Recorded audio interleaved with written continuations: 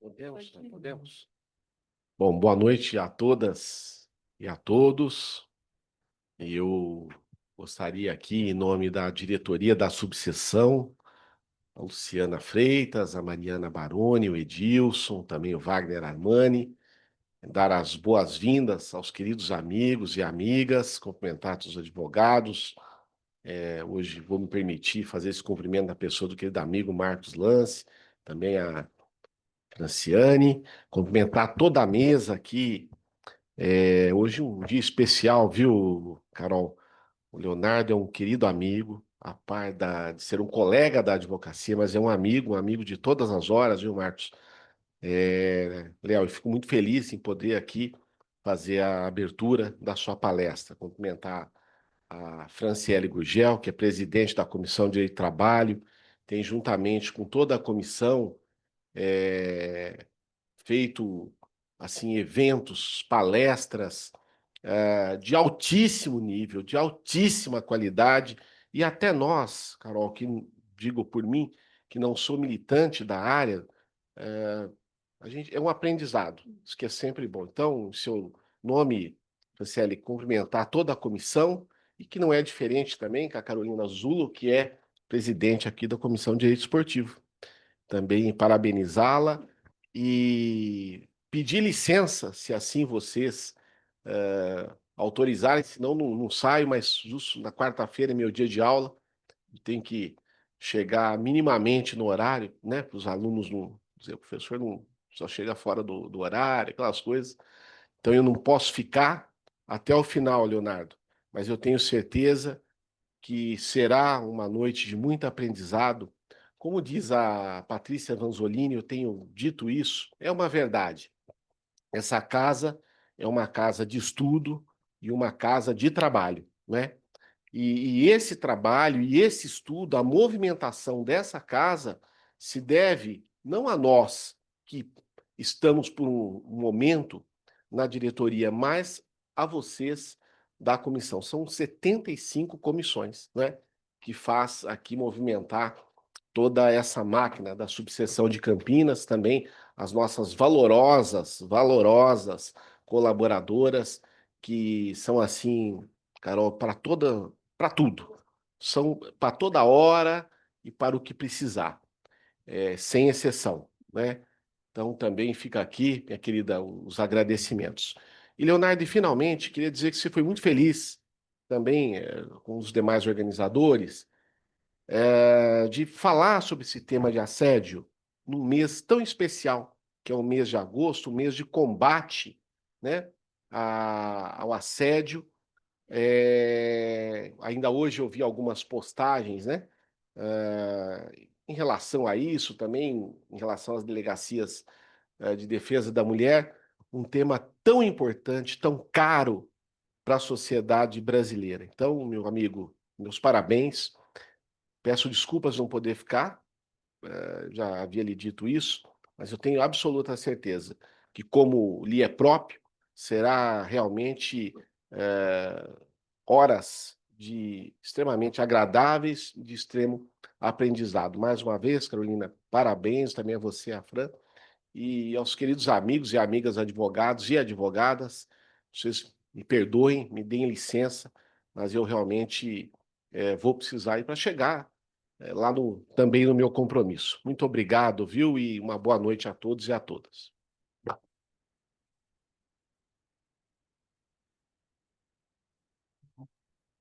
Bom, muito obrigada. Obrigada e por ter vindo aqui prestigiar, fazer a abertura aqui para nós. Bom, primeiramente, boa noite a todos. Fica à vontade, Paulo. Obrigadão, viu? Boa noite a todos. Para mim, hoje aqui é um dia muito especial, porque o Dr. Leonardo, Léo, né, foi o nosso primeiro presidente da Comissão de Direito Esportivo. Foi ele que começou essa comissão aqui em Campinas. Depois veio o Felipe, agora eu tenho a honra de ocupar esse lugar. Então, é muito gratificante sempre ter uma pessoa que é tão estudiosa do direito esportivo, que é uma referência, né, na área, e ter ele aqui em Campinas e falando desse tema, né? Porque eu estava olhando hoje algumas coisas, eu fiquei meio assustada com alguns números de assédio. Eu falei, pô, ainda, né? Por que que ainda tem tanta coisa assim, né? Enfim, é, vamos trabalhar para que as coisas melhorem. E está aqui junto com a Fran, né? Uma pessoa tão querida que eu acho que essa questão das comissões, a gente acaba conhecendo muita gente, né? Então, o grupo ali, a gente acaba conversando com as pessoas, conhecendo, que é uma oportunidade muito bacana, que às vezes no dia a dia a gente não teria essa oportunidade por trabalhar em áreas diferentes, tal. Então, a gente consegue fazer essas reuniões combinadas e acaba encontrando. Também quero agradecer as meninas aqui, que eu falei, estava comentando com a Fran, né? É muito fácil fazer evento aqui no OAB, porque elas ajudam a gente em tudo. O que a gente tem que fazer é arrumar o palestrante. O resto, de fato, o pessoal é que faz. Então, você vai falar? Pode apresentar? Tá. Então, nosso palestrante, doutor Leonardo, como já falei, é uma referência na área, doutor Leonardo Andreotti, uma referência na área de direito esportivo, doutorando, né, mestre e doutorando agora, e vai falar um pouquinho para a gente sobre esse tema de assédio dentro do direito do trabalho no ambiente desportivo. Léo, muito obrigada.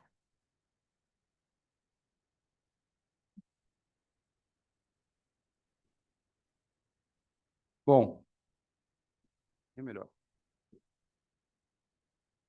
Boa noite a todas as advogadas aqui presentes, a todos os advogados aqui presentes. Faço um agradecimento muito especial, né, e já fazendo uma saudação e já cumprimentando essas grandes amigas, e a querida Fran e a querida Carolina Zulo, respectivamente as presidentes das comissões de Direito do Trabalho e Direito Desportivo dessa casa, dessa subseção. É, porque para mim, e eu falei isso aqui num outro evento, vou repetir, é uma alegria, uma honra enorme, um orgulho enorme, poder participar de atividades na subseção de Campinas, da Ordem dos Advogados do Brasil. Isso por uma série de razões, mas principalmente porque essa é a minha casa. Foi de fato onde eu iniciei dentro do sistema OAB a convite, né, na oportunidade do nosso sempre presidente Daniel Blixten. Isso foi em 2013, quando ele me chama, sem me conhecer, inclusive, diga-se de passagem, para assumir a comissão de direito esportivo, né, dessa subseção.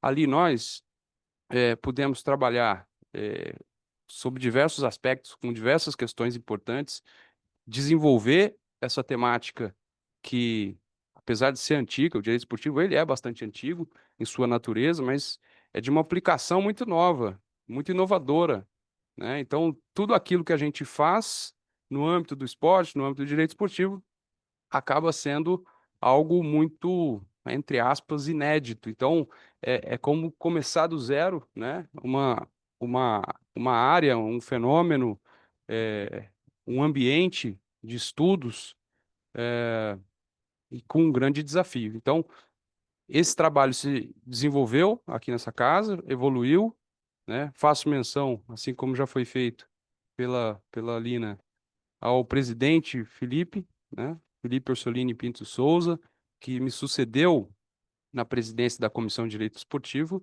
né? E esse esse grupo que foi formado ao longo do tempo certamente é responsável por colocar Campinas efetivamente no mapa do direito desportivo brasileiro, né? E digo mais, direito esportivo internacional, porque em diversas ocasiões nós tivemos a oportunidade de organizar eventos com a participação de gente do mundo inteiro, né?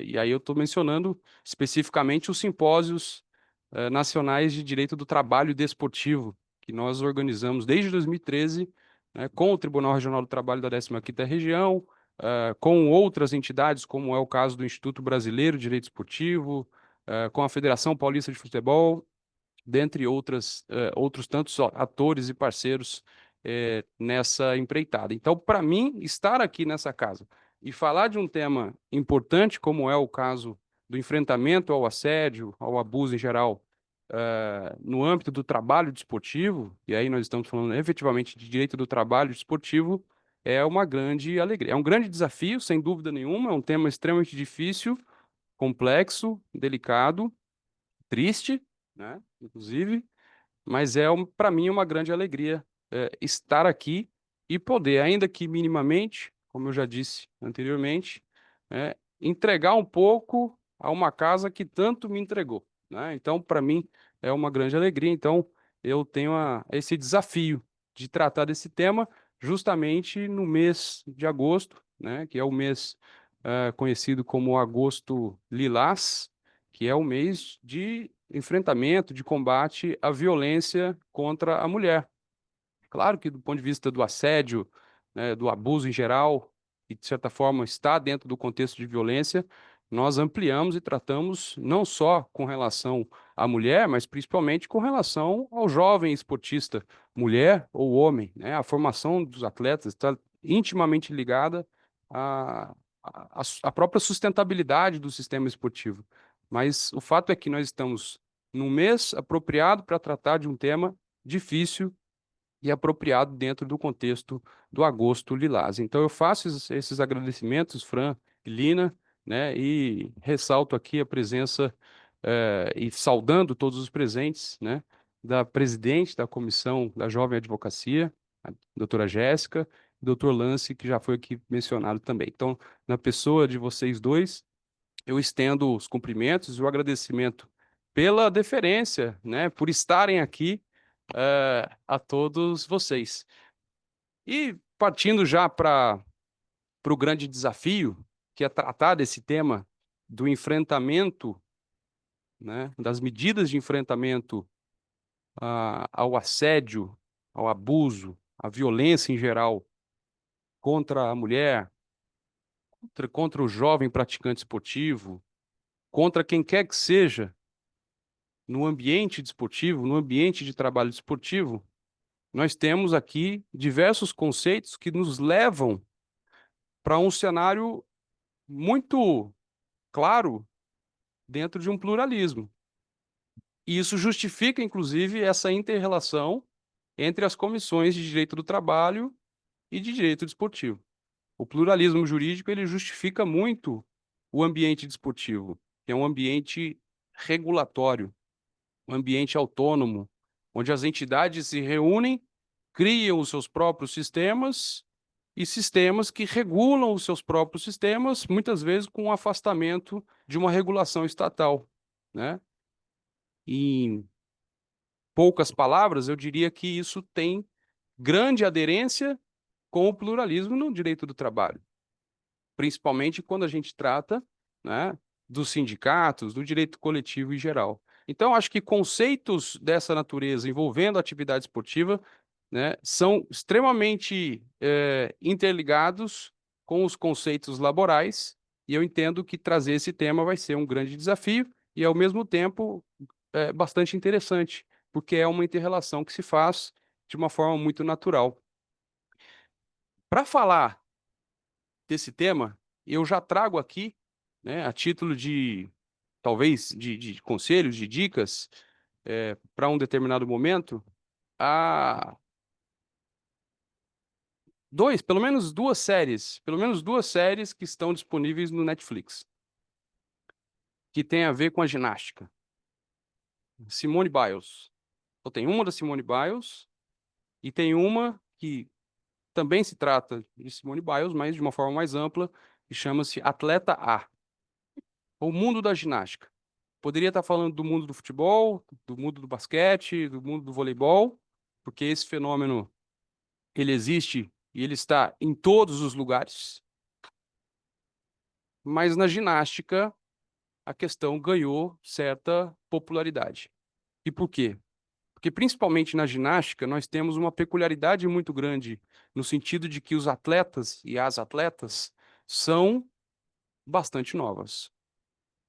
Nádia Comaneci veio e impactou o sistema com a mudança de paradigma. Quando ela chega com, se não me engano, na época, 14 anos, e ganha os Jogos Olímpicos, sagra-se vencedora, campeã olímpica, né? tirando a dinastia de atletas muito mais velhas. Então, na ginástica, tudo isso para dizer, na ginástica nós temos atletas menores. Hoje no Brasil, com a lei de 2023, nós temos inclusive uma diminuição do limite mínimo de idade para a prática esportiva.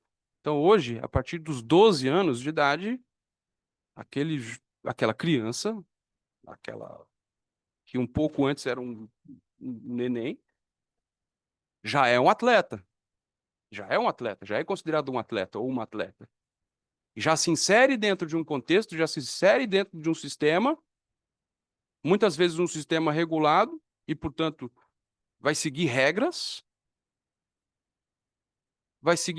que servem para uniformizar o ambiente esportivo, justamente para que, nessa uniformização e nessa neutralidade, os atletas e as atletas possam competir entre eles. Então, no sistema esportivo, nós falamos muito em competição. E a competição é, em igualdade de condições, os atletas e as atletas disputam entre si uma classificação, uma medalha, um troféu.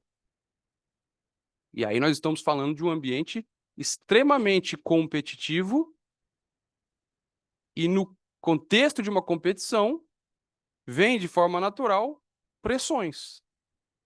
E aí eu estou fugindo do tema do assédio sexual, propriamente dito, para um abuso de forma geral, no sentido das pressões exercidas sobre crianças. E é um ponto de reflexão. Não que se queira proibir a participação de crianças no esporte, até porque essa é a grande realidade. Mas porque, dentro de um ambiente autônomo, em que as entidades precisam regular o seu próprio sistema, essa regulação tem que ser feita de forma adequada, de forma responsável. Porque a autonomia do sistema não quer dizer autonomia absoluta do sistema. O sistema não é autônomo para regular da forma como bem entender, sem considerar padrões mínimos, razoáveis, de, principalmente, proteção, de salvaguarda a vulneráveis. Então, tudo isso para incentivá-los a assistir, é de certa forma um pouco pesado, né, assistir essas séries, mas são extremamente importantes. Por quê? E aí eu vou me permitir pegar emprestado aqui as palavras da Lina, no começo. A gente não acredita, não é possível que tenha isso hoje, porque nós pensamos isso com a nossa cabeça, com a nossa mentalidade, com o nosso perfil, com o nosso caráter, mas isso existe. Isto é, dentre tantas outras, uma grande ameaça à integridade, tanto do esporte, quanto daqueles que praticam o esporte. E aqui nós temos, principalmente, uma questão dupla: a necessidade de proteção da pessoa e a necessidade de proteção de um sistema, de um movimento, de um sistema organizado. Um sistema organizado que vai propiciar um ambiente para a prática desportiva. E aqui nós começamos a entrar efetivamente no tema do enfrentamento ao assédio, aos abusos em geral, à violência dentro do ambiente esportivo. E isso nos traz a uma questão extremamente importante, mas de certa forma muito recente, que é a busca por um trabalho decente. E por que não dizer no esporte, no ambiente esportivo? Já desde muito tempo, há muito tempo, o esporte deixa de ser considerado simplesmente uma atividade lúdica, uma atividade de participação, uma simples atividade esportiva que é bom para a saúde do indivíduo, uma atividade esportiva que é praticada nas praças, nas portas de casa. Quem é que nunca jogou bola na porta de casa, nos portões, propiciando uma inclusão, uma aproximação de povos, uma linguagem universal que une as pessoas. Isso é uma dimensão social importante que o esporte tem, mas há muito tempo o esporte deixou de se enclausurar nesse conceito meramente lúdico, participativo, livre, social. ele se insere numa grande indústria esportiva. Ele se insere numa dimensão extraordinariamente econômica a justificar um tratamento importante, adequado em termos regulatórios do sistema e, se não uma intervenção, porque a intervenção em um sistema autônomo, ela de fato deve ser vista com certa cautela, mas uma participação estatal, uma participação dialógica, um diálogo, até porque em muitas questões envolvendo a atividade esportiva, nós temos intersecções. Em outras palavras, nós temos situações que são de interesse praticamente exclusivo do ambiente esportivo, temos outras questões que são praticamente de interesse exclusivo do setor público, dos poderes públicos, do Estado, e temos aquelas intersecções onde existem interesses comuns. Quando alguém aposta em alguém numa competição esportiva e este alguém, sabendo da aposta, manipula uma competição, manipula um resultado, este alguém está prejudicando uma coletividade, está violando a integridade de um sistema. E as apostas ilegais e a manipulação de competições são de interesse do sistema, que precisa garantir a integridade das suas competições, e também interesse do Estado. Até por conta disso, existe o direito penal e, portanto, no âmbito público, para sancionar aquele que aposta ilegalmente ou manipula uma competição. Quando existe uma questão envolvendo uma violência de torcidas num campo de futebol, aquilo gera responsabilidade para o clube, porque o clube, pelas normas do sistema esportivo federativo, privado, associativo, é responsável pelos atos impróprios praticados pelos seus próprios torcedores. Por quê? Porque é preciso, para o sistema desportivo, garantir o ambiente saudável, bom, chamativo para os bons consumidores, porque nós estamos diante de uma indústria do esporte. Ao mesmo tempo, a violência nos gramados esportivos, nos estádios em geral, é uma questão pública, de interesse público. E é por isso que a polícia está lá dentro do estádio. É por isso que a Lei Geral do Esporte, em 2023, reuniu os artigos de um tal Estatuto do Torcedor e que basicamente diz, em outras palavras, nas minhas palavras, estamos no contexto de um ambiente competitivo e, portanto, privado, organizado por entidades privadas, capitaneados por entidades privadas, no qual participam entidades privadas, mas o interesse é público e é preciso salvaguardar a integridade do torcedor, a integridade da competição, tanto que o árbitro escalado para aquela determinada partida deve passar por um procedimento com transparência, com total transparência, em termos de sorteio, para que todos aqueles torcedores que estão ali esperando um resultado incerto daquela partida, incerto, eu não sei quem vai ganhar, porque se eu souber quem vai ganhar, eu não tenho a incerteza do resultado, não tenho interesse e acaba o jogo, acaba a competição. E vem o legislador, do ponto de vista público, e regula a forma transparente de um sorteio de um árbitro para uma partida privada. Não dá para negar a dimensão pública de uma situação privada. Todos esses exemplos servem para que a gente entenda o contexto em que nós estamos. Nós, por muito tempo, falamos em dicotomia público-privado. O esporte, ele é privado e afasta-se a participação pública. A participação pública e a ingerência pública é descabida e deve ser afastada sob pena de se implodir a autonomia esportiva e atividades esportivas. Então a gente sempre viveu nessa guerra dicotômica entre o público e o privado. Se o fossem grandes inimigos. E chegou a hora da gente começar a pensar, né, de uma forma dialógica, de uma forma compatível.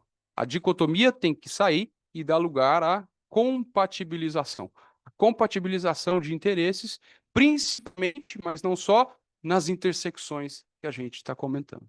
Então, existem situações que merecem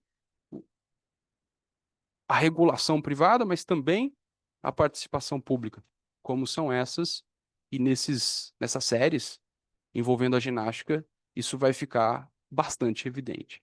Volto a dizer, é um fenômeno que existe, é um fenômeno que na nossa cabeça não faz sentido, mas ele existe e ele demanda, portanto, condutas e comportamentos daqueles que podem fazer para a busca de um enfrentamento, de uma prevenção, de um combate a essas ervas daninhas que ameaçam a integridade, seja do esporte, seja do praticante esportivo. Nós estamos em 2025. Em 2016, não faz 10 anos, pela primeira vez, o Comitê Olímpico Internacional edita uma regra a partir de diálogos, principalmente com a Organização Internacional do Trabalho, e aí envolvendo a questão do trabalho decente, enfim, dentre tantas outras. O Comitê Internacional, o guardião do movimento olímpico, pela primeira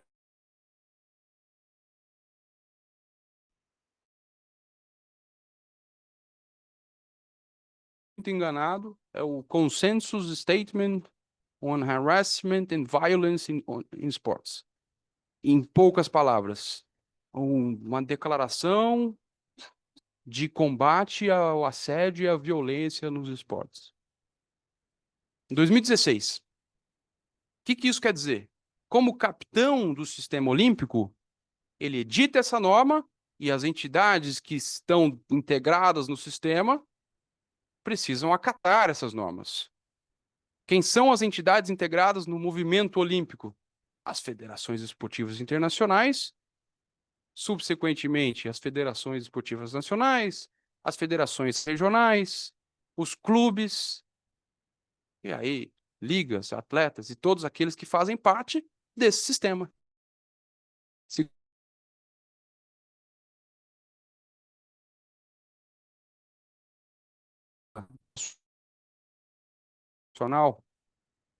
Essa norma ela tem reflexos globais, transnacionais. E ela chega aqui em Campinas. Por quê? Porque tem um clube que se filia a uma federação, que por sua vez se filia a uma federação internacional e assim por diante. Então é um ambiente regulado, uma cadeia com uma capilaridade extraordinária, numa amplitude global e que, portanto, tem eficiência.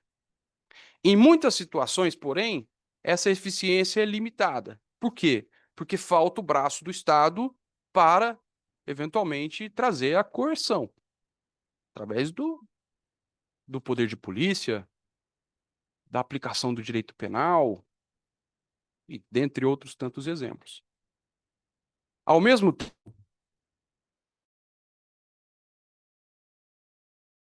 existe um quadro de normas tão complexo que o Estado sozinho, embora tenha a espada, a força, a coerção, não consegue, por falta de capilaridade, chegar onde o sistema pode chegar. E aí justifica-se de novo o diálogo, justifica-se de novo a compatibilização de interesses em prol de algo, nesse caso, em prol das medidas contra o assédio, o abuso, a violência, o doping, a manipulação de resultados, dentre tantas outras questões. Voltando, o Comitê Olímpico Internacional emana aquela regra em 2016. A título de exemplo, mas outras se seguiram da mesma forma, só em 2021, a Federação Internacional de Natação, a regra próprio.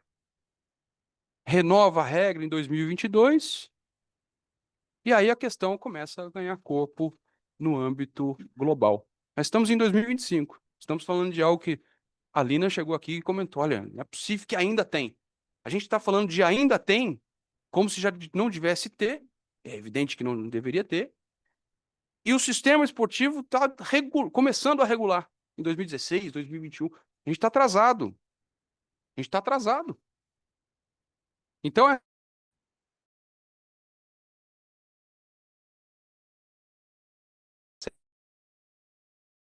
gente assiste, eu tenho certa experiência na área do...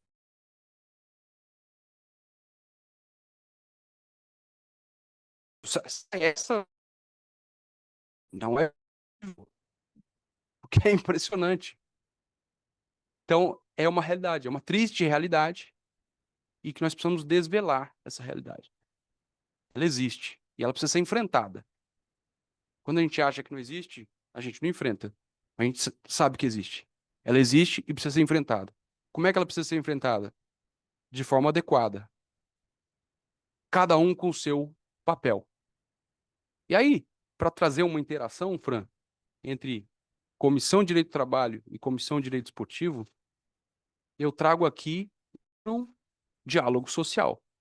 O diálogo social que falta ainda no esporte, mas é um método dialógico que é evidentemente conhecido no mundo laboral e que tem grande aderência com o pluralismo, com o sistema esportivo, e precisa ser implementado. Aliás, não só o diálogo social, mas a própria concertação social, o diálogo institucional. E por que tudo isso? E essa é a reflexão que eu gostaria de trazer. Porque, de fato, nós estamos lidando com um ambiente esportivo. O ambiente esportivo, ele é um ambiente totalmente autônomo. É um ambiente que, naturalmente, tem as suas próprias regras. É um ambiente que eu não posso confiar somente na conduta e nas ações e nas medidas do Estado.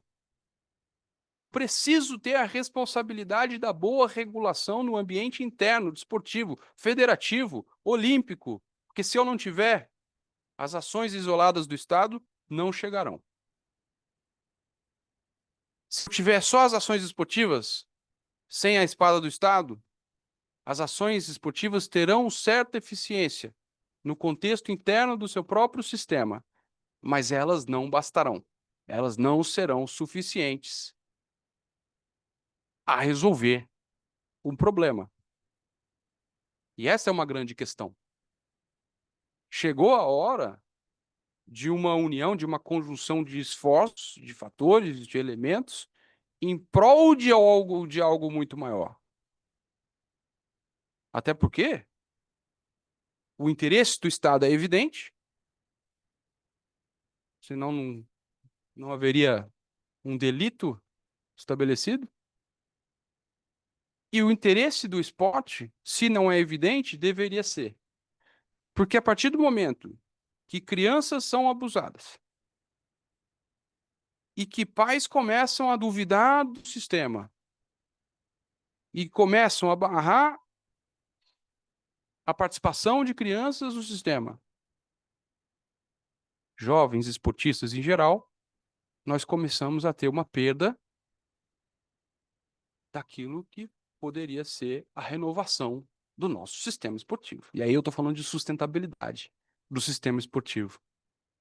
Sem atletas, sem uma formação de atletas adequada, nós não temos um sistema adequado, nós não temos um sistema sustentável.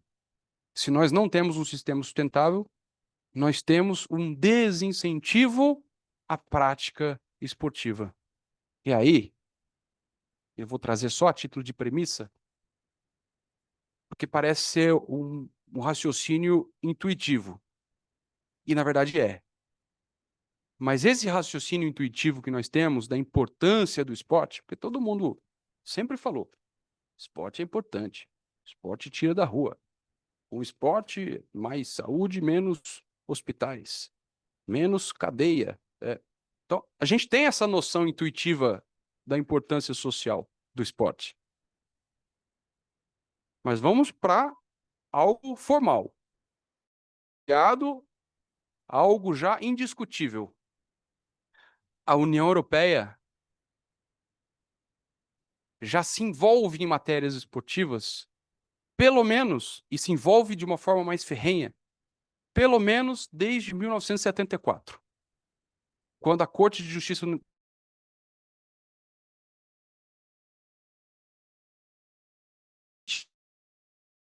ou sociais e que, portanto, justificavam a atuação do Estado em um ambiente autônomo. A partir do momento em que a Corte de Justiça da União Europeia começa a julgar questões esportivas, seja lá qual for a razão, existe um problema, e principalmente em termos de aproximação de esporte e Estado. Naquele caso, esporte e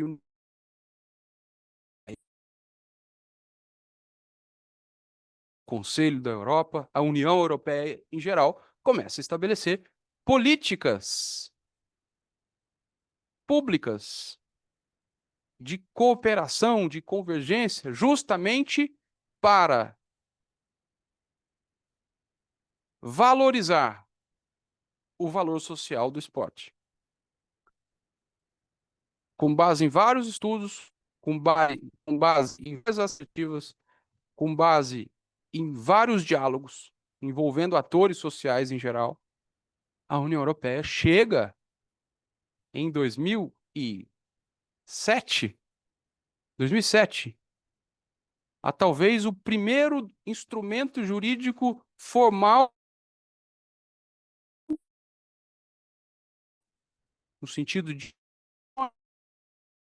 sobre a importância social do esporte e as suas dimensões econômicas, políticas, organizacionais, e aí vem temas envolvendo governança, integridade, e dentro desse contexto,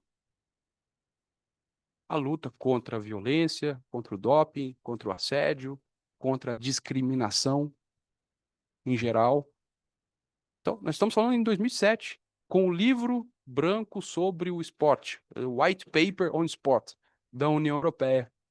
2007, na Europa. Então, se a gente está em 2000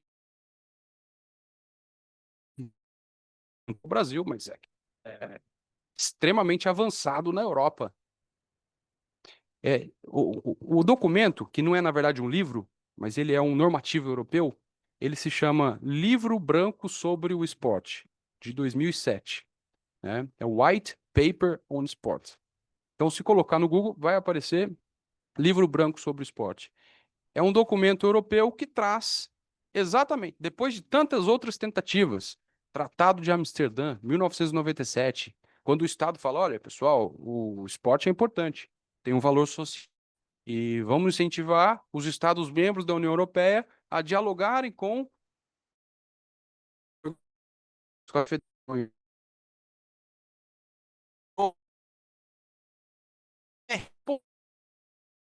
pela organização do sistema esportivo. Então, o Estado reconhece a autonomia. O Estado fala, olha, de fato, eu não tenho capilaridade, eu não tenho condições nenhuma de regular o sistema esportivo. Então, o ambiente esportivo, ele é regulado por quem tem que regular. Não por uma questão de imposição, é seu, a competência é sua, mas por uma questão natural, espontânea, em termos de autonomia. O Estado basicamente fala, ó, ambiente esportivo, regulação esportiva. Mas o Estado precisa entender que o esporte é importante e, portanto, vamos dialogar. 1997.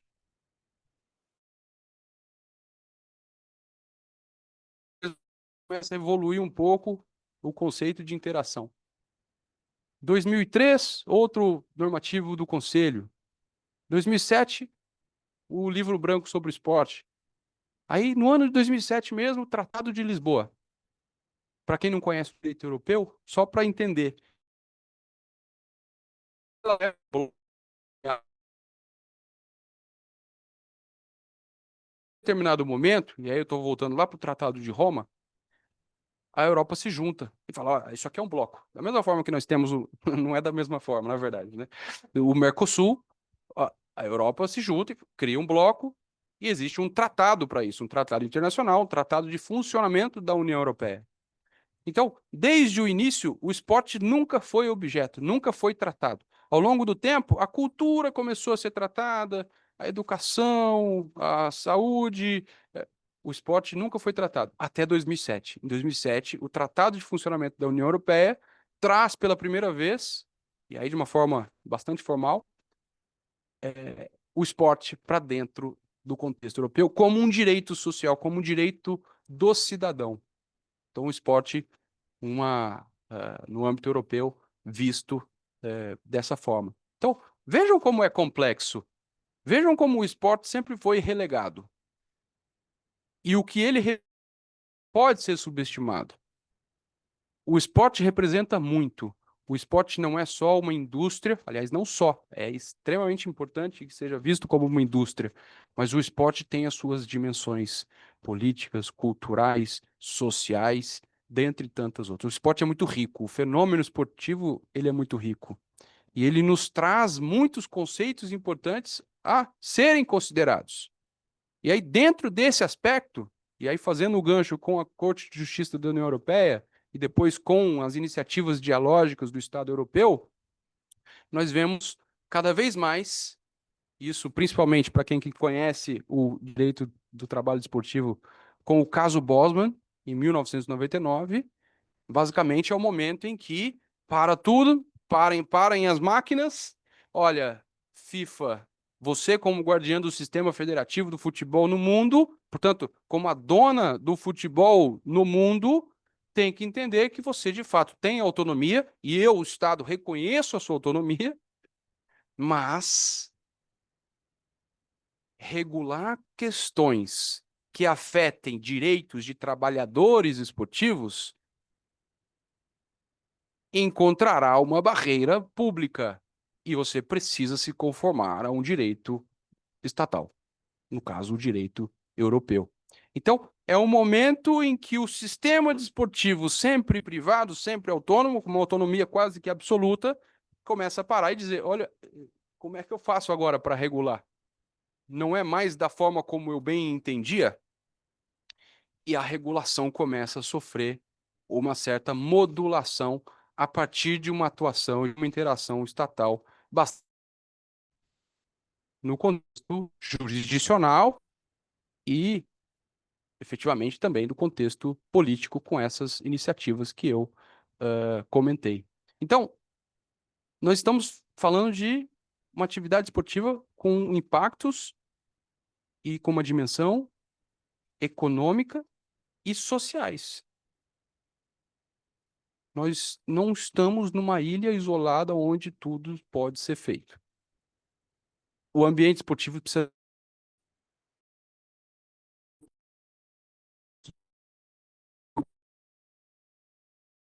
dizer que dentro de contornos estabelecidos pelo Estado.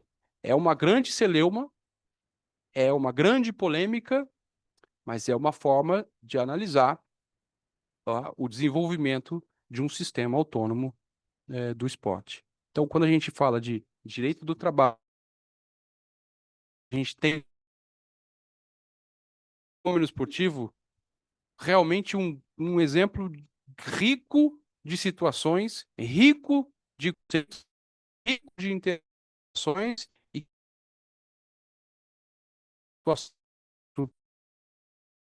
quando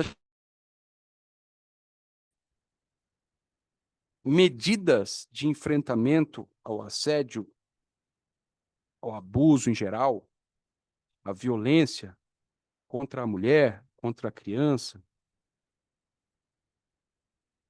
nós estamos tratando de um tema que precisa de solução, e a solução está nessa perspectiva dialógica, de um controle maior do ambiente esportivo. E esse controle se dá tanto pela via preciso insinuar pratica o assédio. Eu preciso, do ponto de vista da prevenção, achar uma forma de explicar ao jovem a criança, a mulher, ao homem.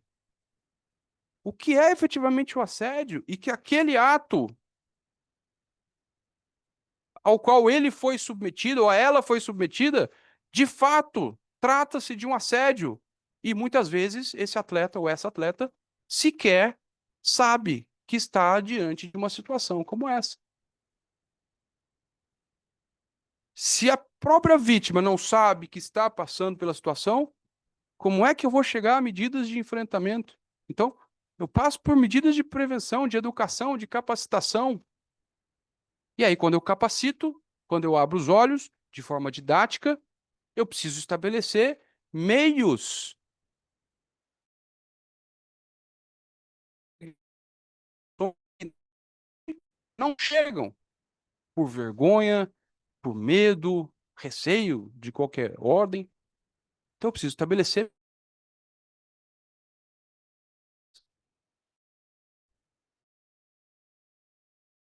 técnicas de denúncia, mesmo sem precisar falar, estabelecer uma caixa anônima do banheiro, onde alguém vai colocar um papel e vai colocar o nome de alguém que vai ter que ser investigado. Enfim, medidas de prevenção. Nós precisamos pensar no tempo. Não adianta colocar no site de uma entidade alguém que vai sofrer um assédio, vai mandar um e-mail para a ouvidoria e vai resolver o problema. Resolver o problema. Então, nós precisamos cuidar daqueles que não sabem se cuidar ou não podem se cuidar.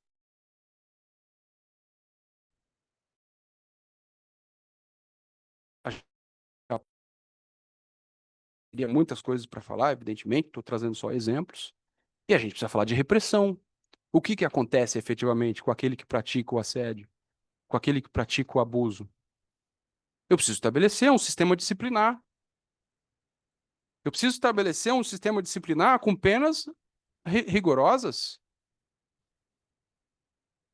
para que aquele que pratica o assédio seja submetido a um processo disciplinar e seja sancionado de forma adequada. Mas para isso eu preciso ter um sistema disciplinar. Porque se eu fizer um sistema disciplinar falho, sem regras, onde as pessoas julgam sem regras, sem procedimentos, sem critério, eu tenho um terreno fértil, do ponto de vista jurídico, para desafiar esse sistema e anular toda e qualquer condenação que se faça a partir de um método falho. Então eu preciso ter um sistema disciplinar legítimo, forte, rígido. E, com todo respeito, nós não temos. Nós falamos de indústria do esporte, indústria do futebol, basquete, profissionalização. Nossa, chegou a hora de profissionalizar. Agora temos os anônimos de futebol, governança. Mas eu sinto, e aí é uma opinião minha, que nós estamos ainda patinando, a gente está ainda vivendo uma grande utopia de que nós avançamos e evoluímos. Que é algo sim, mas ainda não é suficiente. Nós precisamos de profissionalização, nós precisamos encarar de forma séria aquilo que o sistema desportivo nos propicia de melhor, que é a sua especificidade, que é a sua peculiaridade, que é a sua capilaridade. E aí eu preciso de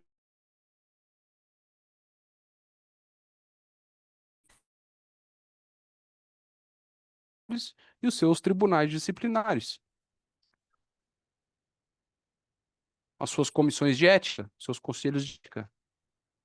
E aí a gente se depara com situações em cabeça, sem saber qual efetivamente é o órgão competente para julgar uma questão como essa. Será o meu conselho de ética? Será o meu Superior Tribunal de Justiça Desportiva?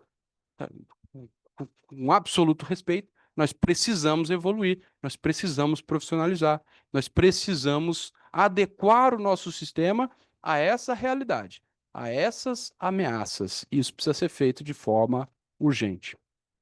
Algo está sendo feito, mas isso precisa ser feito com muito mais intensidade, porque nós precisamos defender aqueles que não conseguem se defender.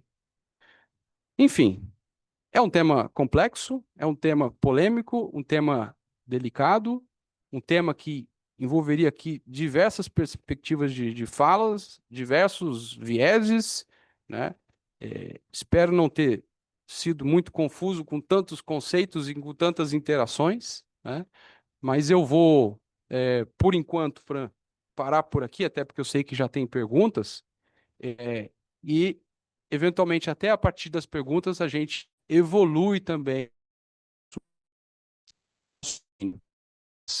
só para que a gente possa fechar, né, esse ponto. Meio ambiente desportivo. Nós precisamos cuidar do meio ambiente desportivo, porque o esporte, ele, claro, vai depender muito de cada situação. Uma situação, uma envolvendo o futebol, uma envolvendo o basquete e assim por diante.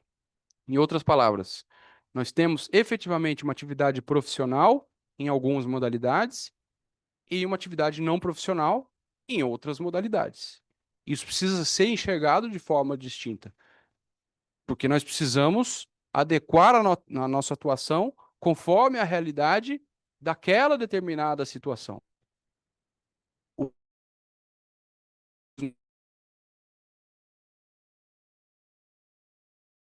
Diferenciação entre atividade profissional e atividade não profissional. Isso não é à toa.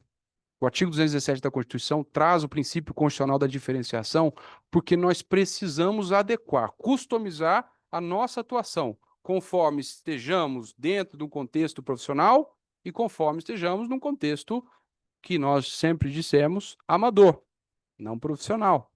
E isso vai efetivamente ajudar na eficiência das nossas ações.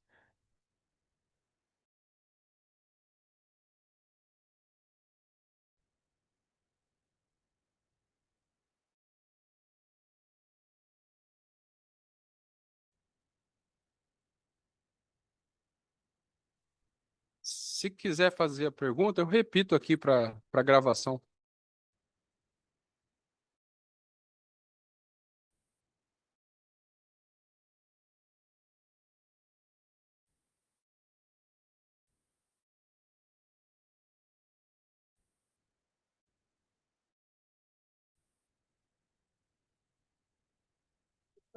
Ultimamente, que acontece no estado de futebol. Então, ele foi lá, um atleta cometeu um ato de racismo contra o outro do outro time, tá? Um fato que anda acontecendo várias vezes. Aí, pelo que eu acompanho, então ele vai lá para o Tribunal de Ética Desportiva. Primeiro lá ele é suspenso do jogo, sei lá. Aí vai para o Tribunal de Ética e lá é suspenso de 4 jogos, 5 jogos, sei lá eu. Eu queria entender qual é a corrente se eu fizer o link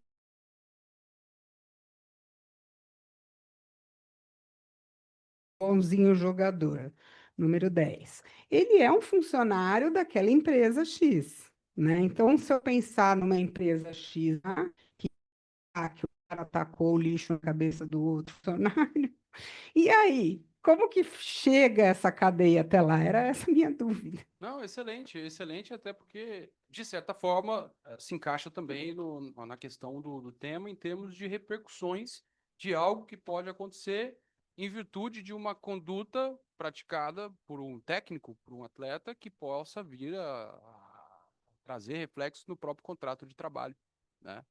E, portanto, nós temos a relação empregado-empregador, o empregado que foi contratado para jogar e não pode jogar porque está suspenso.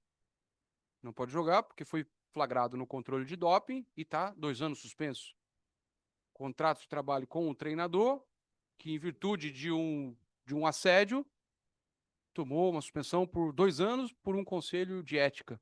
E aí, qual é o reflexo disso na relação de trabalho, né? Então, é muito importante, é muito interessante a sua pergunta, e ela envolve 2 respostas. Uma mais técnica e outra... A mais técnica vai se resolver com, se previsto for, com a suspensão do contrato, né? E depois com a adição de um determinado período de tempo em que aquele atleta ou aquele treinador ficou afastado das suas atividades. Por quê? Porque efetivamente o atleta está impossibilitado de jogar. Só para quem não entende, existe um vínculo contratual e existe um vínculo desportivo. O vínculo desportivo é aquele vínculo que permite com que o atleta faça parte daquele sistema e, portanto, jogue uma competição oficial. Sem o vínculo esportivo, ele não pode jogar, não pode disputar uma competição, não pode ganhar uma medalha. E esse vínculo, ele é gerado a partir no caso do futebol, do registro do contrato de trabalho na respectiva federação esportiva. Então, o empregador falou: opa, vem jogar comigo. Assina um contrato de trabalho, vamos pegar, registrar,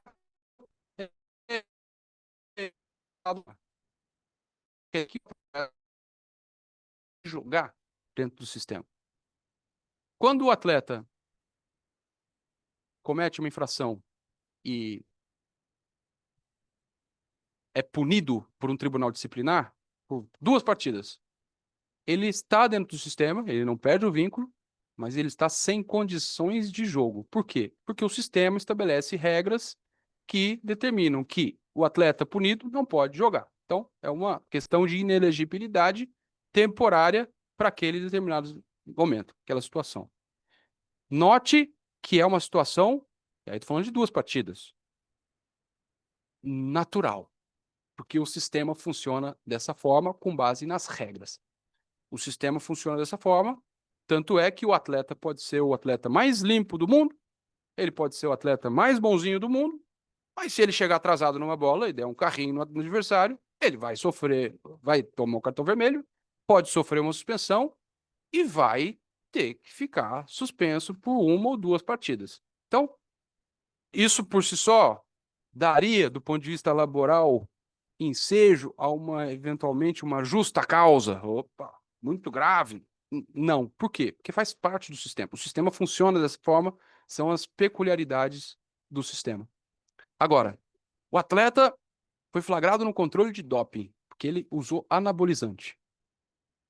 Por quê? Porque ele queria aumentar artificialmente o seu desempenho esportivo, sua performance, de forma artificial. Mais do que assumir o risco, ele contrariou uma regra, porque na lei está muito claro, poderia não estar, mas está claro, que é dever do atleta profissional cuidar da sua saúde, do seu corpo e seguir as regras do esporte. Então, doping, 2 anos fora, pode? Justa causa? Um atleta que joga pelo Corinthians, aí eu vou dar um exemplo com um time menor. Palmeiras. O atleta que... Nossa, em respeito aqui ao lance... O atleta joga pelo Corinthians. E aí ele chega numa entrevista e fala que o Corinthians o Palmeiras. A peculiaridade do esporte é grande que o fato gera uma repercussão tão grande que a gente poderia, inclusive, pensar na rescisão desse contrato. Então, são peculiaridades. Então, resposta técnica. Vai depender do que consta do contrato. É possível a suspensão contratual para que o clube não sofra um prejuízo, porque o atleta pratica uma infração, comete uma conduta antiética, pratica uso e ele precisa ser punido. E o clube não pode ser prejudicado. Então, há a questão da suspensão. Agora, vamos para a realidade. O clube contrata o Neymar, investe milhões.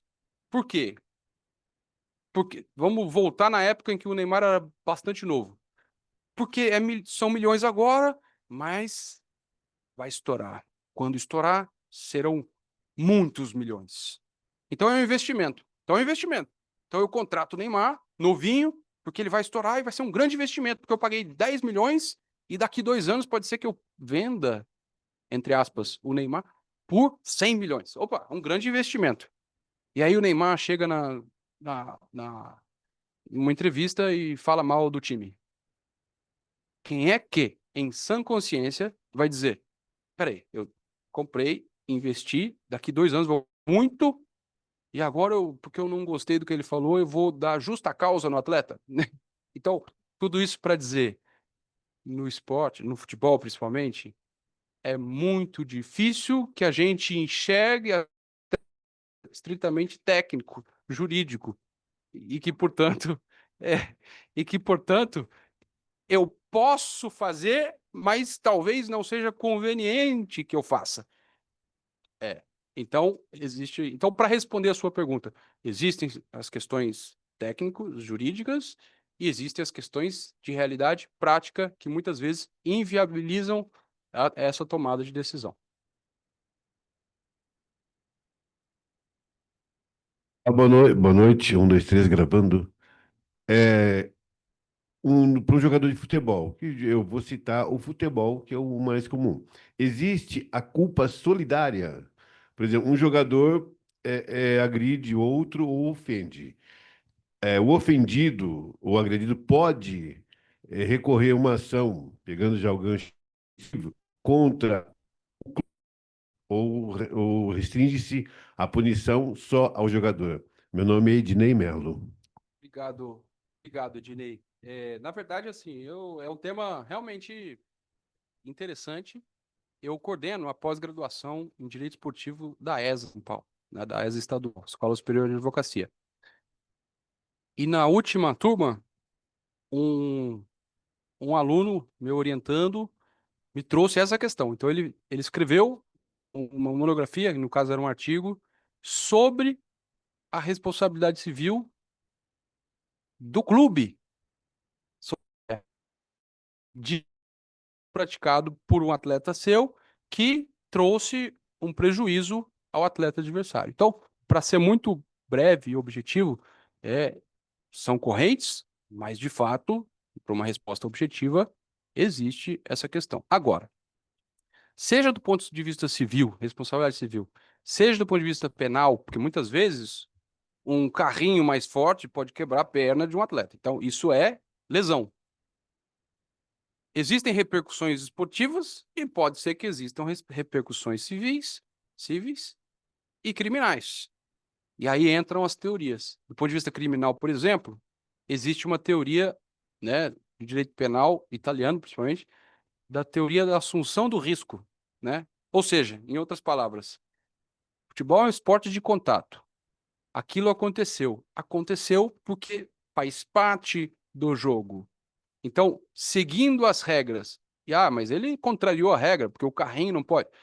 Mas seguiu as regras e as peculiaridades. E aí é preciso analisar, claro que do ponto de vista penal e do ponto de vista civil, nós temos balizas diferentes a serem consideradas. Mas existem essas correntes, existem essas teorias, e do ponto de vista penal é muito interessante que há a teoria da assunção do risco. Ou seja, ainda que eu tenha uma lesão grave, muitas vezes essa lesão foi causada em virtude do natural movimento de uma determinada partida. Se eu for para o boxe, por exemplo, eu tenho 2 atletas contendores que se auto-agridem. Do ponto de vista penal, eu estou vendo ali,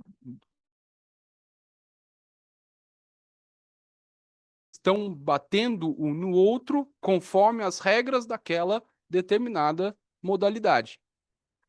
Mas ele chegou e colocou uma luva com pedras, aqueles filmes que a gente assistia antes, por a orelha, foge tanto ao aspecto natural da partida que aquilo começa a sair do campo esportivo e adentrar numa esfera de atuação estatal, seja do ponto de vista da responsabilidade civil, seja do ponto de vista penal. Enfim, é extremamente interessante trago isso só para reflexão, né, para que a gente possa entender isso de- como uma moldagem do nosso raciocínio, para entender que no esporte as respostas nem sempre são muito lineares e sempre muito claras, porque elas vão depender sempre das especificidades esportivas, das peculiaridades esportivas. O princípio da especificidade esportiva é um princípio reconhecido também no âmbito da União Europeia. Então, a Corte de Justiça da União Europeia, o Tribunal Arbitral do Esporte, são exemplos de órgãos públicos que conhecem o princípio e julgam as demandas esportivas dentro desta baliza, dentro deste parâmetro. Então, eu trago isso para a nossa reflexão. Mais alguma pergunta? Enquanto alguém se... Não, já tem uma pergunta. Alô. Tá. Boa noite. Com base, né, em toda a discussão, a minha pergunta é uma pergunta mais tranquila, imagino eu. Mas com base dentro do tema do assédio mesmo, tem alguma decisão ou decisões mais consolidadas? Porque vamos partir dentro da questão da FIFA. Questão de ser privado, daí também gera reflexões público. Dentro do CAS ou até da FIFA, tem alguma decisão que possa ter uma reflexão de assédio moral, não só moral, mas eu gostaria de saber mais disso, porque dentro do esporte a gente sabe que é muito velado, até dentro da FIFA, majoritariamente é composto por homens e homens brancos, e homens brancos mais, vamos dizer assim, mais velhos, vamos dizer assim. Então, mas só por causa que, né, tem uma outra experiência, tem uma outra vivência, então, com base nessa outra vivência que o sexo oposto tem, é muito mais velado, é muito mais e falar sobre, e muitas pessoas que acabam falando sobre acabam sofrendo retaliações. Então, eu gostaria de saber se dentro do esporte mesmo, do caso, ou até da FIFA, porque no caso do futebol, tem alguma decisão mais agravante para a pessoa que comete esse tipo de coisa. Qual que é o seu nome mesmo? Ah, perdão, meu nome é Lívia. Lívia. Lívia, muito, muito boa a sua pergunta. Não tem nada de simples e tem muito de atual. Eu falei na minha apresentação, né, de que nós estamos ainda engatinhando, as coisas estão acontecendo, tudo muito recente, embora um fenômeno que já devia ter acabado, né? Então, é um grande paradoxo. E o que acontece? De fato,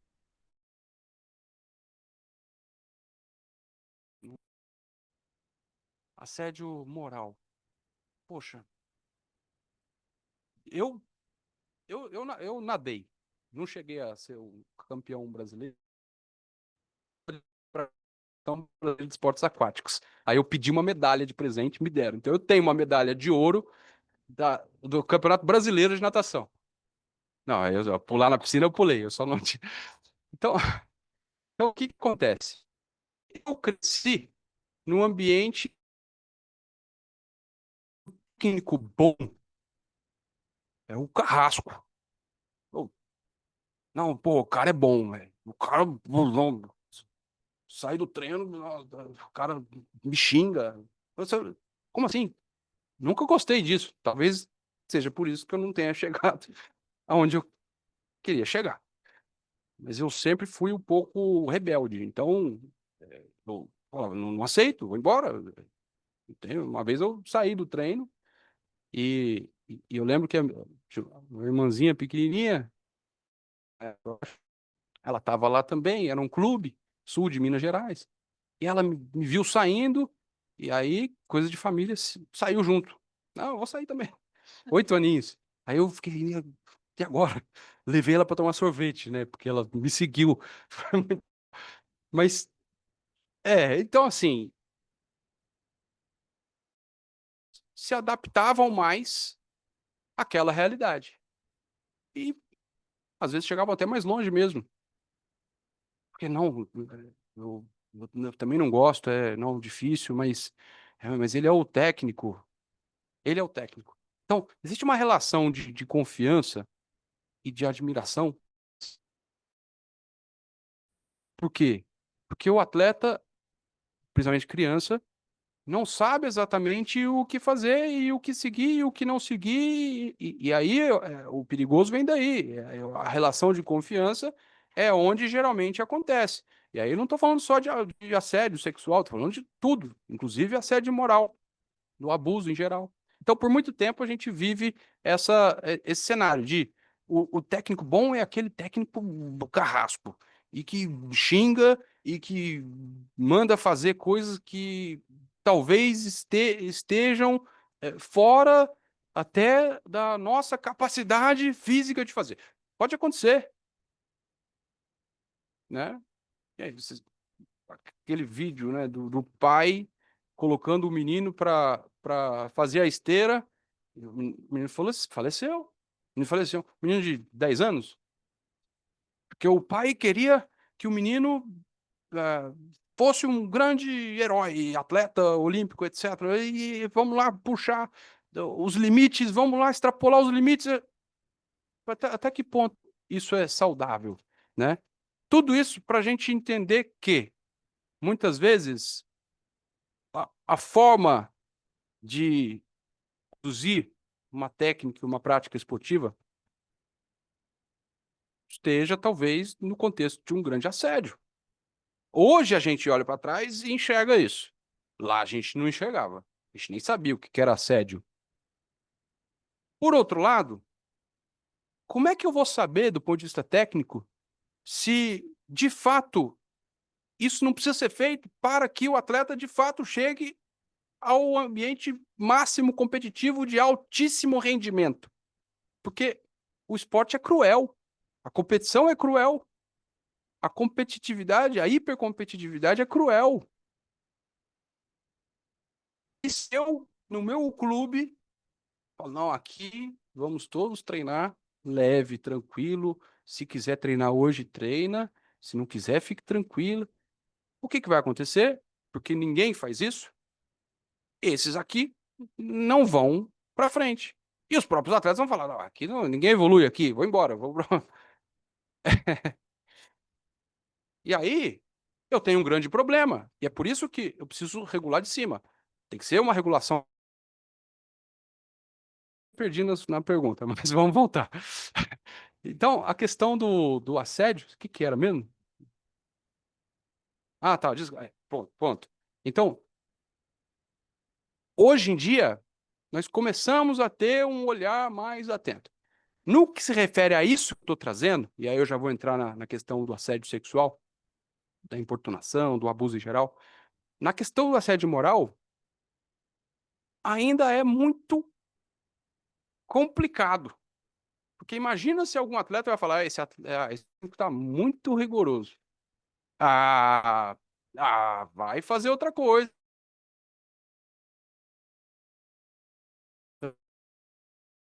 Ah, é a única que eu vi até hoje. Na Itália, e eu não me recordo qual era, que do limite técnica. E eu não estou falando de assédio sexual, toque, nada, nada. Realmente, do ponto de vista da prática, qual é o limite? Isso é muito perigoso. Porque como é que eu sei qual é o limite de ser um técnico carrasco, de ser um técnico razoavelmente carrasco e de ser um técnico que, para evitar qualquer coisa, não exerce de forma adequada o seu papel de treinador? Então, eu tenho um grande problema a considerar, né? Então, existe uma decisão nesse sentido. Posso até buscar e depois, eventualmente, a organização manda para vocês por e-mail. Difícil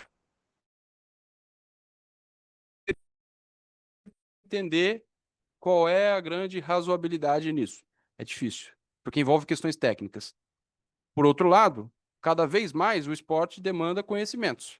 E aí chegou a hora, por que não, de termos numa equipe que regula uma situação, não só o advogado, não só o ex-atleta, mas o psicólogo, ou a psicóloga, o dentista, ou a dentista, o médico, o profissional, o nutricionista ou a nutricionista, enfim, chegou a hora da gente entender que o fenômeno é muito complexo mesmo.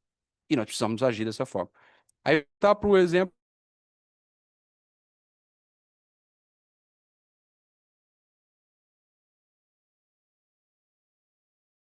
Jenny Hermoso,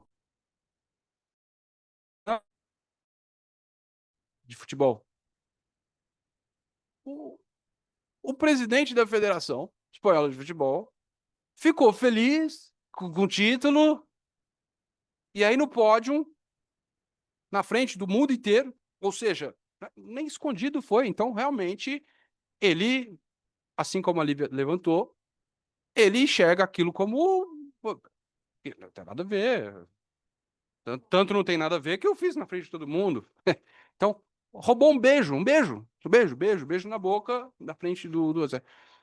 Então, assim, isso foi parar na FIFA. Houve recurso dessa punição por parte do presidente Rubiales ao CAS. Então, o CAS julgou. Então, dentre outros casos, talvez o mais emblemático, mais conhecido, tenha sido esse, com um resultado muito evidente no sentido da repressão. Houve sanção de um comportamento que o mundo inteiro viu e que talvez 20 anos atrás fosse considerado normal, talvez 10, e que na verdade não é. Então, para responder a sua pergunta de forma mais objetiva, depois dessa grande divagação, existe sim, e o caso da Hermoso é um grande paradigma, na minha visão. Queria fazer uma. Na verdade, ela começou, aí eu falei, acho que ela vai onde eu quero. Aí ele continuou, eu falei, vai chegar onde eu quero. Quando ela começou, ela falou do atleta que sofreu racismo e do outro que praticou. E aí você respondeu mais no que praticou, mais o que sofreu. Ele, depois de um tempo, vai lá e ele entra com um processo trabalhista lá, pedindo indenização por dano contra o clube que ele trabalhava. Só que essa condenação veio por conta do atleta do outro clube que cometeu. Eu consigo depois, havendo essa condenação na trabalhista, fazer uma ação de regresso contra esse outro clube por conta disso, porque na trabalhista, não dentro do direito desportivo, eu consigo fazer isso, né? Às vezes, um funcionário de uma empresa, ele foi assediado por um funcionário de outra empresa numa prestação de serviço, e eu consigo fazer essa ação de regresso, porque eu tive que pagar aquela condenação por dano moral, que não fui eu que cometi, claro, né? Se eu provar que dei o suporte e tudo mais. Dentro do direito desportivo, eu consigo fazer essa ação de regresso também? Olha,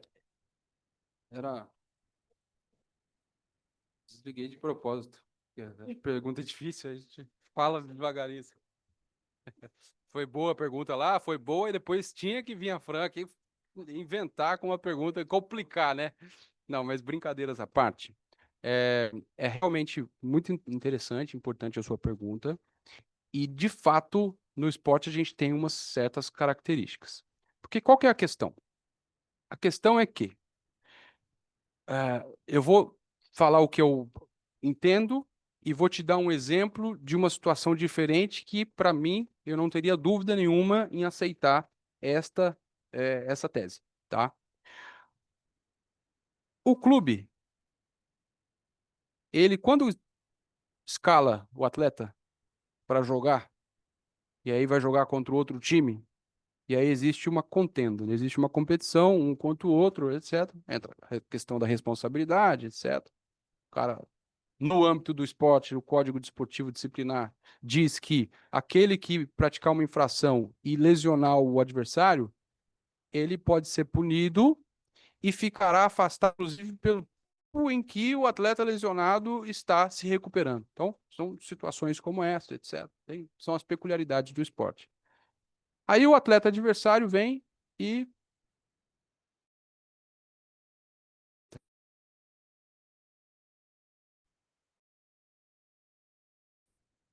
aí começa a corrente, né? A teoria. Tá. O racismo do atleta A contra o atleta B. Então vamos falar da vítima. O atleta B fala, ué, então o atleta A, atleta do clube X, praticou racismo. Então eu vou entrar com uma ação trabalhista contra, não sei o exemplo, contra o próprio clube, clube Y. Então eu entro com uma ação trabalhista com o clube Y e depois tento uma ação de regresso. O clube Y X. E é de celeuma. Por quê? Porque, em tese, você está num ambiente de competição, não controlado pelo clube. O clube tem alguns direitos na competição. E aí, quando a gente fala em competições, a gente tem que falar em vínculo de titularidade daquele evento esportivo. Então, todo mundo é titular de algum tipo de direito. Direito sobre o símbolo dos próprios clubes. O clube é titular do símbolo do clube. Ninguém pode usar o símbolo do clube sem autorização. O atleta é titular sobre a sua própria imagem. A competição está organizada lá pela Conmebol, nem por isso a Conmebol pode dizer, está participando da minha competição, então eu vou usar a sua imagem sem autorização. Não posso. Então, o atleta tem direito sobre a sua própria imagem. A Conmebol é a organizadora da competição. Ela é titular daquela competição e ela tem direito sobre aquela competição. O direito da organização é o que não dado efetivamente pelo clube. O que o clube pode fazer naquela situação? Começa a premissa nesse sentido. Vou mudar o exemplo. O clube tem um centro de treinamento, hipoteticamente falando, na Barra Funda. E aí, vamos falar do melhor. Vamos falar do melhor. Tem três, né? Vamos falar do melhor, que é o Nacional, que é na frente dos dois. Aí, os torcedores vão protestar. Então, entra um monte de torcedor no centro de treinamento e vão lá e, de repente, nesse exemplo hipotético, o torcedor vai lá e agride um jogador. E aí? E nesse caso? Aí eu posso falar na falha de segurança, que é o dever. Eu tenho o dever de proteger.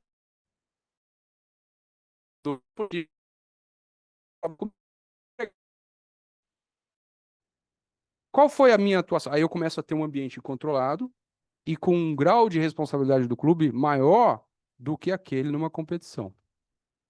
Então, é uma pergunta difícil, uma resposta difícil.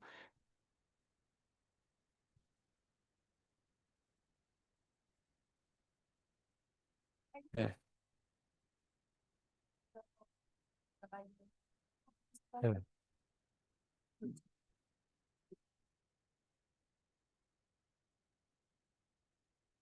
é.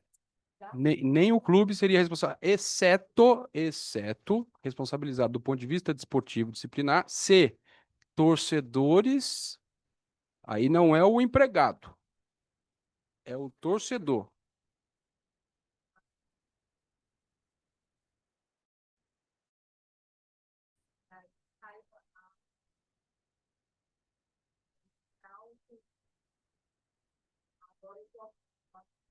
Não, não, não porque.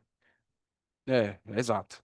Eu tenho uma regra de responsabilidade por atos impróprios praticados pelo torcedor quando eu tenho uma competição e tem aquele torcedor de fato vinculado à minha agremiação. Fora do estádio, como é que eu.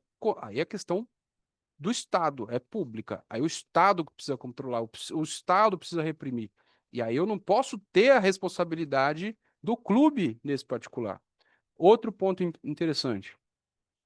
O clube vai jogar uma partida e nos arredores do estádio, os torcedores resolvem brigar. E aí tem mortes. Qual é a responsabilidade do clube? Aí depende. Depende. Por quê? Porque você tem a organização do evento esportivo. Tem gente que vai defender que, não, tá fora da catraca, não tem responsabilidade. Tá dentro, responsabilidade do clube. Opa! Mas tem gente que vai defender que fora você tem que considerar os entornos, porque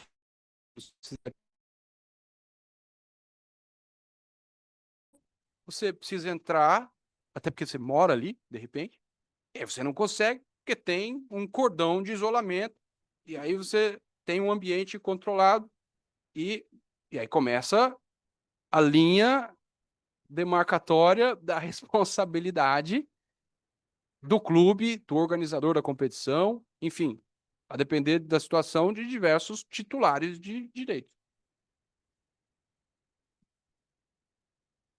Então, aí quando. E aí, só para complementar e colocando. Não.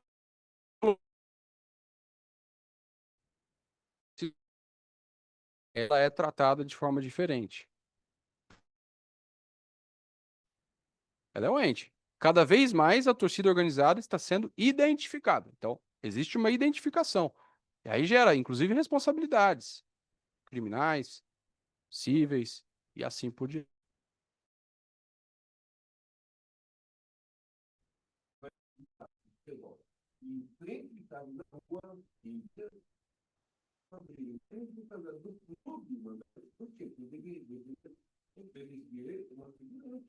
Então,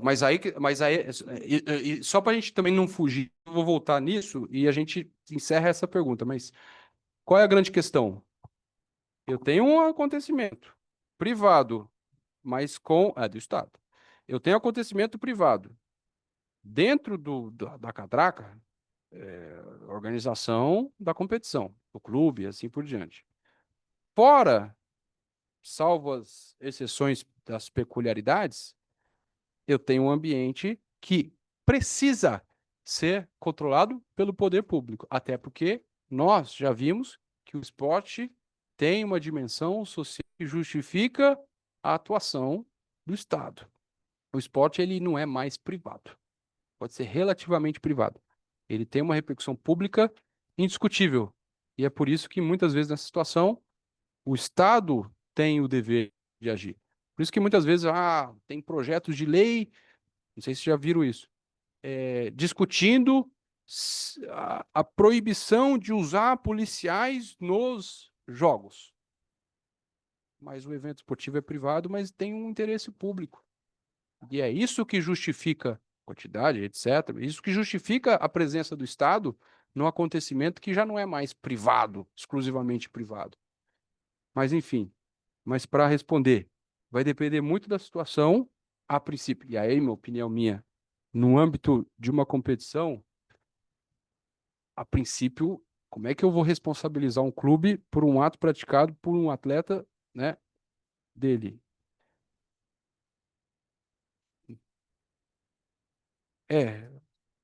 Do outro, né? Agora, começa na análise do caso, entender o seguinte, cada vez mais. Tá. Se quedou inerte. E aí começa a gerar um cenário de uma responsabilização. Mas, a princípio, eu tendo a dizer que esse simples fato, narrado hipoteticamente, não geraria a responsabilidade do clube, né? Por ausência de um nexo de causalidade, né? Então, enfim, é complicado, é interessante e precisa ser estudado.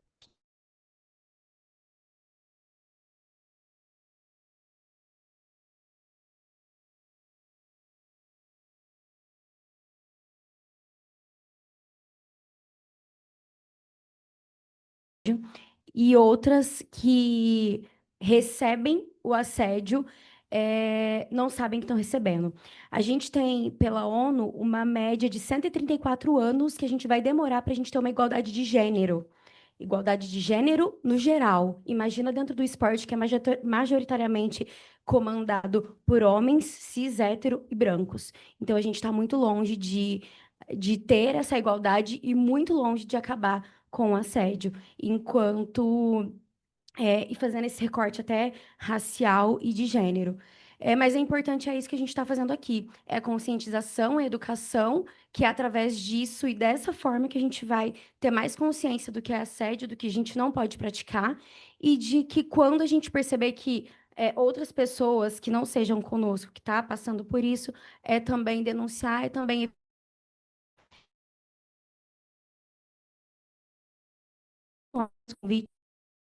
esse convite foi extremamente interessante. Desculpa a pergunta no final. Tô brincando. É, Carol, muito obrigada pela parceria, né? É sempre bom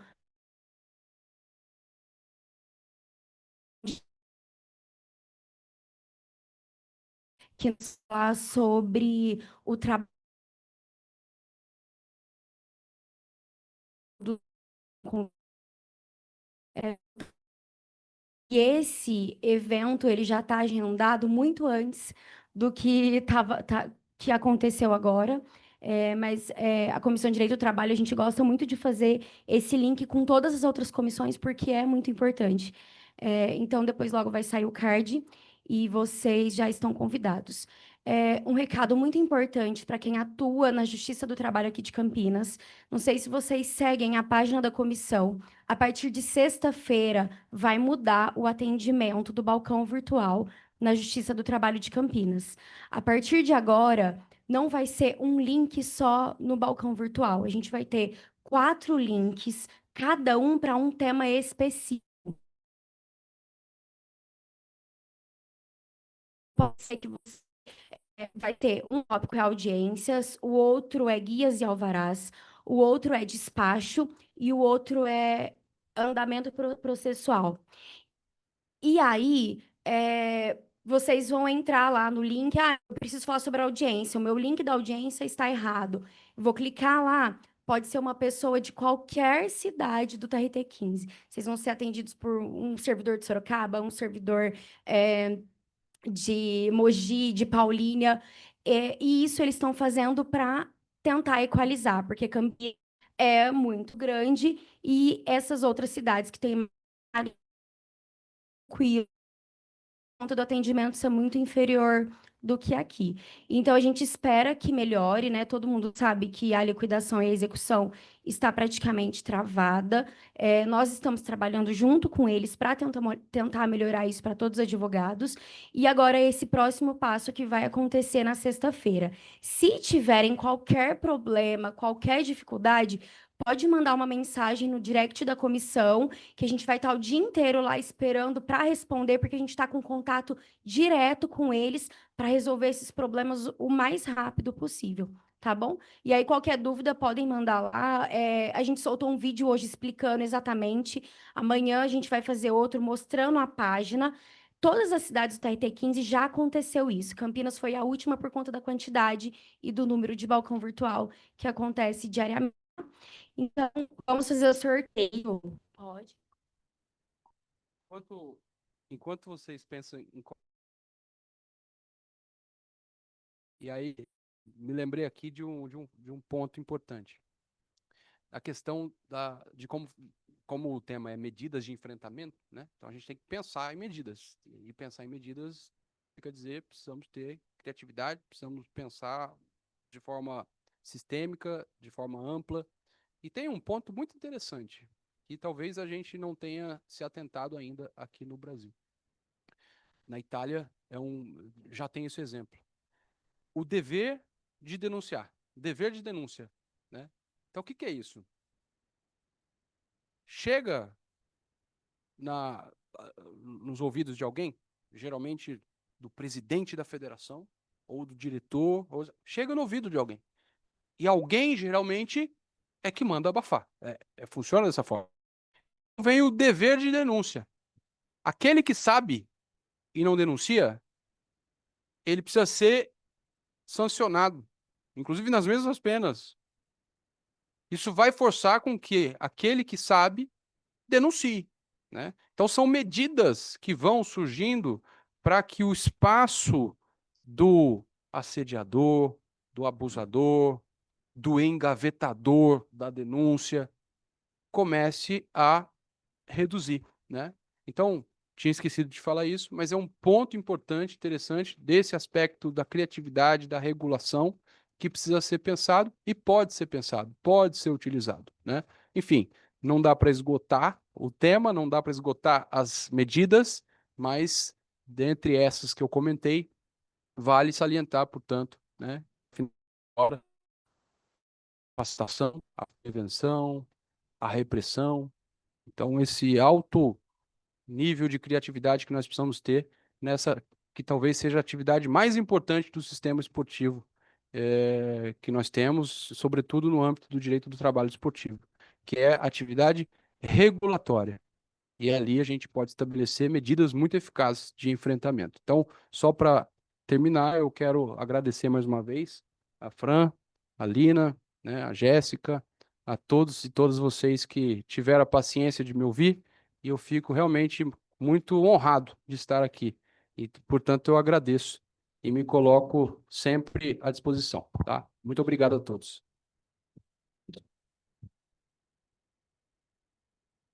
Pessoal, o primeiro sorteio vai ser uma camiseta. A camiseta acho que é melhor, senão o pessoal vai.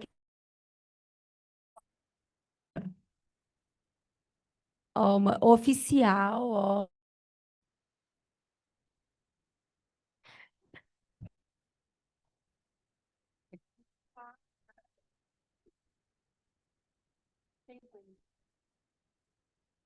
Umas 50?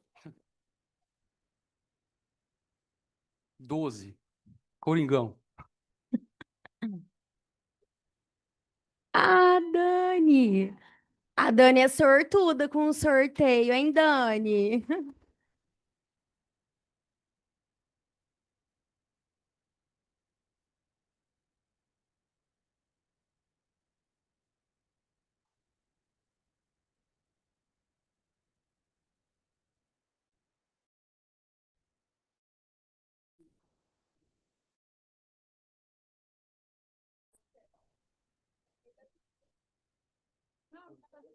O outro. Ah, esse livro, ó, é só para entender aqui, esse livro é um livro sobre ESG na gestão esportiva. Não coordenei esse livro, mas tem um artigo justamente sobre o ambiente seguro no esporte, sobre essa questão de abuso e assédio, então achei relevante trazer para sorteio.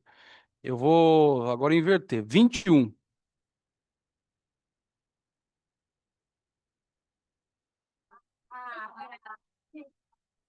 Ó, os dois tinha gente.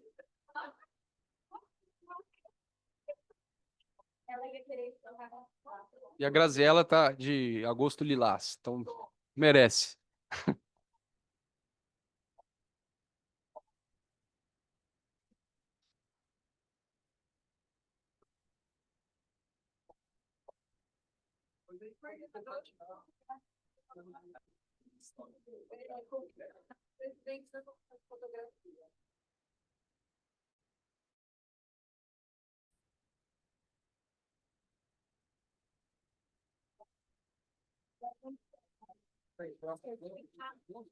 Ela tirou todo mundo bem pra